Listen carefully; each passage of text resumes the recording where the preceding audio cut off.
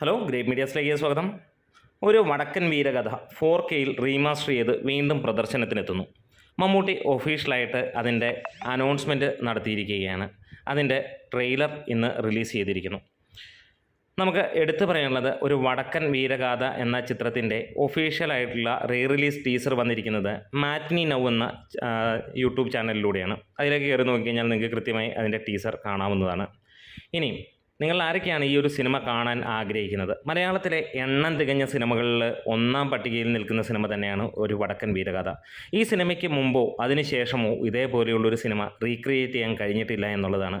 ഒരുപാട് പേര് ശ്രമിച്ചു നോക്കിയെങ്കിലും ഒരിക്കലും എത്താത്ത സിനിമയായി മാറിയിരിക്കുന്നു.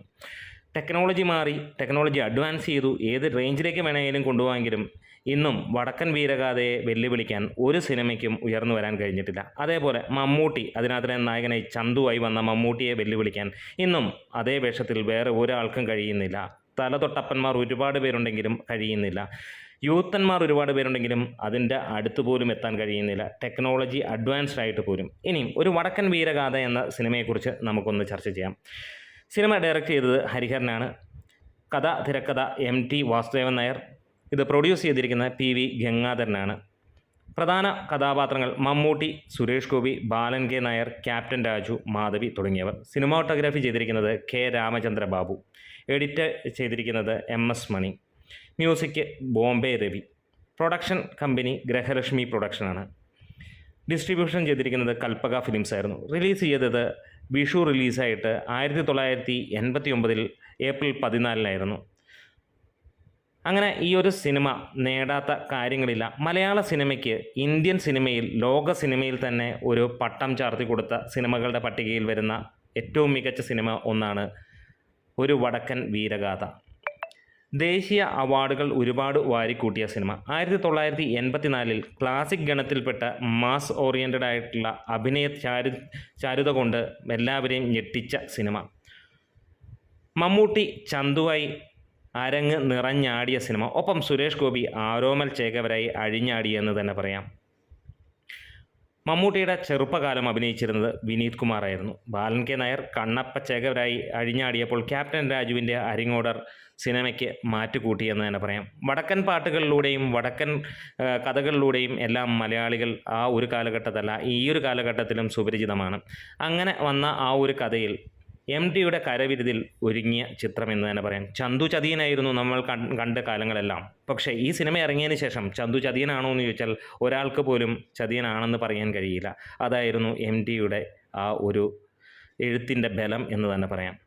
സിനിമ നാഷണൽ അവാർഡ് തൂക്കിയത് 4ഓളം നാഷണൽ അവാർഡുകളായിരുന്നു. Best screen play MT Vasudevan Nair. Best art director P Krishnamurthy.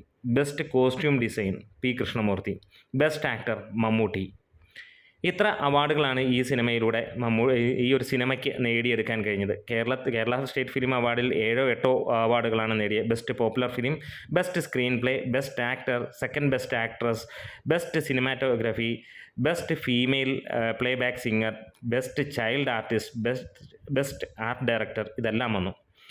മികച്ച ആക്ട്രസ്, സെക്കൻഡ് ബെസ്റ്റ് ആക്ട്രസ് ഗീതയ്ക്കാണ് ലഭിച്ചത്. ഇനിയും ഇതിനകത്തിലെ കാസ്റ്റ് ഫുള്ളായിട്ട് അല്ലെങ്കിൽ ഏറെക്കുറെയുള്ളത് നമുക്കൊന്ന് കടന്നു വരാം. മമ്മൂട്ടി, വിനീത്, സുരേഷ് ഗോപി, ബാലൻ K നായർ, ക്യാപ്റ്റൻ രാജു, മാധവി, ജോമോൾ, ഗീത, രാജലക്ഷ്മി, ബയോൺ, രാമു, ദേവൻ, ഒടുവിൽ ഉണ്ണികൃഷ്ണൻ, ചിത്ര, സൂര്യ, സഞ്ജയ് മിത്ര, റഷീദ് ഉമ്മർ, അതായത് ഉമ്മറിൻ്റെ മകൻ. ഒരുപാട് നാളുകൾക്ക് ശേഷമാണ് കണ്ണപ്പനുണ്ണിയായി ഉമ്മറിൻ്റെ മകനാണ് വന്നതെന്ന് നമ്മൾ അറിയുന്നത്. സുകുമാരി, VK ശ്രീരാമൻ, അങ്ങനെ വലിയ ഭീമൻ രഘു, അങ്ങനെ തുടങ്ങി വലിയ ഒരു താരനിര തന്നെയാണ്. ടോണി, അങ്ങനെ ഒരുപാട് പേരുണ്ടായിരുന്നു ഈ ഒരു സിനിമയിൽ. മലയാള സിനിമയിൽ 300 ദിവസങ്ങൾക്ക് മുകളിൽ ഓടിയ ഒരു ചിത്രം കൂടിയാണ് ഒരു വടക്കൻ വീരഗാഥ. വെറുതെ ദിവസങ്ങൾ മാത്രമല്ല, എല്ലാ കാലത്തും മലയാള സിനിമയിൽ ഏറ്റവും നമ്പർ 1 ആയി നിൽക്കുന്ന ചിത്രം കൂടിയാണ് വടക്കൻ വീരഗാഥ.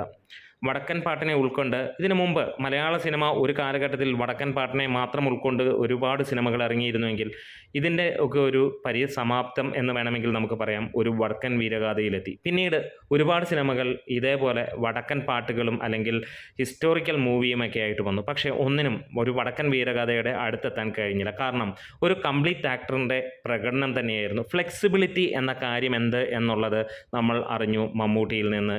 അതുവരെ ഉള്ള അല്ലെങ്കിൽ ഇന്നും പലരും അറിയില്ലാതെ പറയുന്നൊരു കാര്യം മമ്മൂട്ടി ഫ്ലെക്സിബിൾ അല്ല എന്നുള്ളത്. ഒരുപക്ഷെ ഇന്നത്തെ തലമുറ അത് പറയുന്നില്ല, അതിനിടയിലുള്ള ഒരുപാട് പേർ അത് പറഞ്ഞിരുന്നുവെങ്കിൽ എന്താണ് ഫ്ലെക്സിബിലിറ്റി, ആക്ഷൻ എന്താണ് എന്നുള്ളതൊക്കെ അതിനകത്തിൽ തന്നെ അല്ലെങ്കിൽ ഈ ഒരു സിനിമയിലെ ഏറ്റവും മികച്ച ഒരു ഡയലോഗുണ്ട്. അത് ശരിക്കും പറഞ്ഞു കഴിഞ്ഞാൽ അത് മമ്മൂട്ടിക്ക് ആപ്റ്റായിട്ടുള്ള ഒരു കാര്യം തന്നെയാണ്.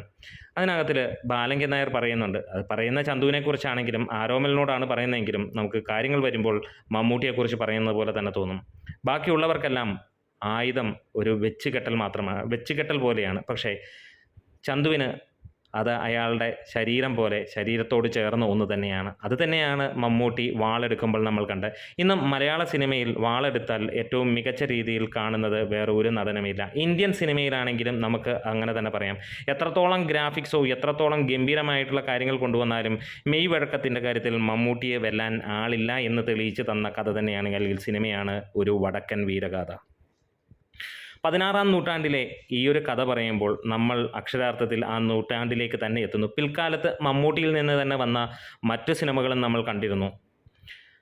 എന്താണേലും ഒരു വടക്കൻ വീരഗാഥ എന്ന ചിത്രത്തെ വെല്ലുവാൻ ഇന്നും വേറെ ഒരുത്തനും അല്ലെങ്കിൽ ഒരു നടനും കഴിഞ്ഞിട്ടില്ല. എന്തിന് മമ്മൂട്ടിക്ക് പോലും അതിനപ്പുറത്തേക്കുള്ള ഒരു ക്യാരക്ടർ ഇതേ രീതിയിലുള്ളത് ചെയ്യാൻ എത്തിയില്ല എന്നല്ലെങ്കിൽ കഴിഞ്ഞിട്ടില്ല എന്നുള്ളത് തന്നെയാണ്. ഒരു പക്ഷേ റിപ്പീറ്റേഷൻ ചെയ്യാത്ത ഒരു നടൻ തന്നെയാണ് മമ്മൂട്ടി. അതുകൊണ്ട് തന്നെ ഒരു വടക്കൻ വീരഗാഥ നമുക്ക് എന്നും നമ്മളുടെ ഹൃദയത്തിൽ സൂക്ഷിക്കുന്ന ഒരു സിനിമ തന്നെയാണ്. വീണ്ടും 4Kയിൽ അത് റിലീസിനെത്തുമ്പോൾ നിങ്ങൾ ആരൊക്കെയാണ് ആ സിനിമ കാണാൻ കാത്തിരിക്കുന്നത്? വീണ്ടും മമ്മൂട്ടിയും MDയും ഹരിഹരനുമൊക്കെ ചേർന്ന ഒരു സിനിമ നമ്മളുടെ സ്വപ്നമാണ്. അതും ഒരു ചരിത്ര സിനിമ വരണമെന്നുള്ളത്. കാരണം ഗുരുദക്ഷിണ പോലെ ഒരു സിനിമ വരേണ്ടതാണ്. ഇതേപോലെ വടക്കൻ പാട്ടോ അല്ലെങ്കിൽ വടക്കൻ കഥകളോ അല്ലെങ്കിൽ ഏതെങ്കിലും ഇതിഹാസ കഥകളോ ആയിട്ട് വന്നാൽ ഇരു കൈ നീട്ടിയും മലയാളികൾ സ്വീകരിക്കും. അതുതന്നെയാണ് നമ്മൾ കാത്തിരിക്കുന്നതും. എന്താണേലും ഇവിടെ 4Kയിൽ റീമാസ്റ്റർ ചെയ്ത് വരുമ്പോൾ ഒരു കാര്യം ഉറപ്പിക്കാം, ഒരുപാട് പേർ വീട്ടിലിരുന്ന് TV-യിലൂടെ സിനിമ കാണുന്നവർ, സമീപകാലത്തൊന്നും തിയേറ്ററിൽ പോയി സിനിമ കാണാത്തവർ, അവരെല്ലാം തീർച്ചയായും ഈ സിനിമ കാണാൻ ഇറങ്ങുമെന്നുള്ളതാണ്. കാരണം അത്രത്തോളം മലയാളി ഹൃദയത്തിൽ കയറിയ സിനിമയാണ് ഒരു വടക്കൻ വീരഗാഥ.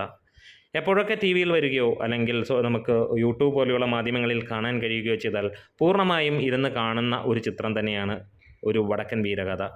റിപ്പീറ്റഡ് വാല്യൂ ഉള്ള, എത്രത്തോളം കണ്ടാലും മറക്കാത്ത മടുക്കാത്ത ഒരു ചിത്രം തന്നെയാണ് ഒരു വടക്കൻ വീരഗാഥ.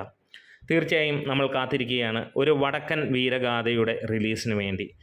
പലേരി മാണിക്യം പോലെയുള്ള റിലീസുകളായിരുന്നില്ല ഇപ്പോൾ വേണ്ടതെന്ന് ഒരുപക്ഷെ ഒരുപാട് പേർ പറയുന്നു. ശരിക്കും ഒരു വടക്കൻ വീരഗാഥ പോലെയുള്ള സിനിമകളാണ് തീർച്ചയായും റിലീസ് ഇരിക്കേണ്ടത്. ഒരുപക്ഷെ മലയാള സിനിമയെ 1980കളിൽ എങ്ങനെ കണ്ടിരുന്നു എന്നുള്ളതിന് ഇന്നും ആ സിനിമയുടെ വാല്യൂ നമുക്ക് കാട്ടിത്തരും. അതുമാത്രമല്ല ഈ 2024 കാണുമ്പോഴും അതിൻ്റെ ഫ്രഷ്നെസ് നമുക്ക് പൂർണ്ണമായും ഫീൽ ചെയ്യാനും കഴിയും. ഇന്നിറങ്ങിയാലും ഈ സിനിമ 300 ദിവസത്തിന് മുകളിലോടും, അത്രത്തോളം ഗംഭീരമായ വിജയം നേടും, അതിന് യാതൊരു സംശയവുമില്ല. എന്തായാലും 4Kയിൽ വരുമ്പോൾ ആരൊക്കെയാണ് കാണാൻ വരുന്നത്, 4K റീമാസ്റ്റർ ചെയ്ത് റിലീസ് വരുമ്പോൾ എത്ര പേർ തിയേറ്ററിലുണ്ടാകും, അതെല്ലാം നിങ്ങൾക്ക് കമൻസിലൂടെ രേഖപ്പെടുത്താം. ആരൊക്കെയാണ് റിലീസ് ചെയ്യുമ്പോൾ തിയേറ്ററിൽ പോയി കാണാൻ ആദ്യം എത്തുക എന്നുള്ളതും കമൻസിലൂടെ രേഖപ്പെടുത്താം. നമ്മളുടെ വീഡിയോസ് ഇഷ്ടമായെങ്കിൽ സപ്പോർട്ട് ചെയ്ത് തരാം, സബ്സ്ക്രൈബ് ചെയ്ത് തരാം. Great medias.